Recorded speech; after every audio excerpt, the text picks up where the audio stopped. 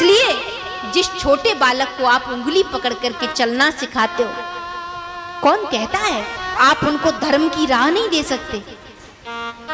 आपने उनको चलना सिखाया है, आप जहां चाहो जैसे चाहो उनको चला सकते हो, लेकिन कहीं भूल हम और आप ही करते हैं।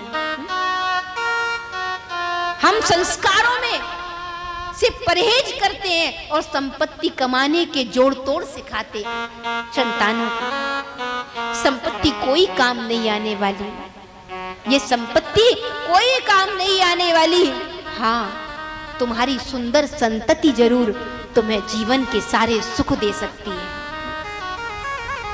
एक वो बेटा जो तुम्हें गाली दे करके तुम्हें लाखों करोड़ों रुपए तुम्हारे गद्दी पर थमा दे, तुम्हें सुख कर नहीं लगेगा। लेकिन एक वो बेटा जो तुम्हारे चरणों में झुक करके तुमसे आशीर्वाद ले, ऐसे संस्कारों से भरा हो, तो तुम्हारा मस्तक गौरव से ऊंचा हो जाता है।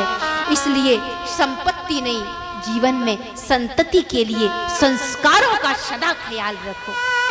हम क्या दे के जा रहे हैं?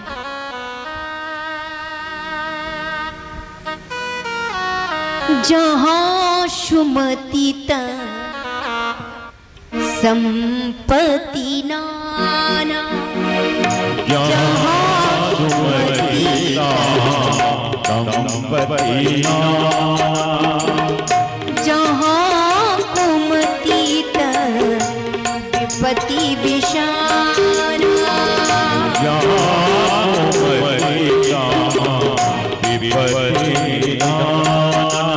संपत्ति तो कंस के पास भी थी, संपत्ति तो रावण के पास भी थी, संपत्ति तो दुर्योधन के पास भी थी, लेकिन इतनी संपत्ति थी पर वही रावण, वही कंस, वही दुर्योधन एक दिन धरती पर पड़े थे और उनके लिए रोने वाला कोई नहीं था।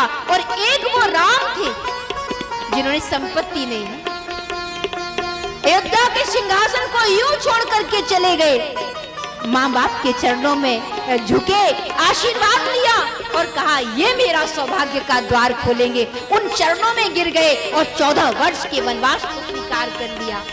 और वही 14 वर्ष का वनवास, कहते हैं ना कि जीवन में अगर प्रेम है तो 14 वर्ष तो क्या 100 वर्ष का वनवास भी कट जाता है। और जीवन में अगर प्रेम नहीं है तो कितने भी बड़े महल में आप बैठे रहो, अगर वहां आपके परिवार में प्रेम नहीं, अगर बेटे बाप में प्रेम नहीं, तो घर ही वनवास की तरह बदतर हो जाता है।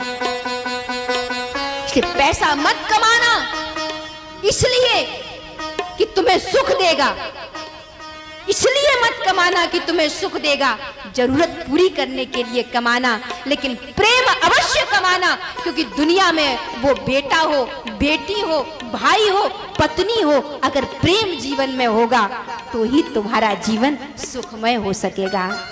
इसे प्रेम को सदा बांटो, प्रेम को बढ़ाओ। जैसे राम ने हर द्वार खटखटाया था, हर द्वार खटखटाया था राम ने 14 वर्ष के वनवास में, और प्रेम से सबको अपना बनाया था। ऐसे तुम भी सबको अपना बना सकोगे, पैसे से नहीं, प्रेम से। इसलिए प्रेम के संस्कार अपनी संतानों को दो, अपने बेटे बेटियों को। ये मत मानो कि वो तुम्हें सुख देंगे, वो तुम्हें सुख नहीं देंगे, उनको दिए गए तुम्हारे संस्कार तुम्हें सुख देंगे।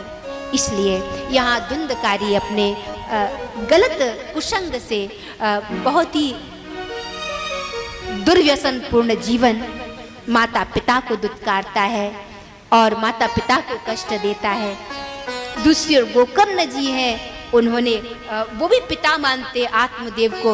आत्मदेव से कहा, पिताश्री आप भजन करिए, क्योंकि दुनिया में भजन ही सार है। इसलिए संसार की वासना छोड़ दो कि ये मेरा बेटा है, ये मेरी संतान है, ये वासना छोड़ दो, यही तो तुम्हारे दुख का कारण है।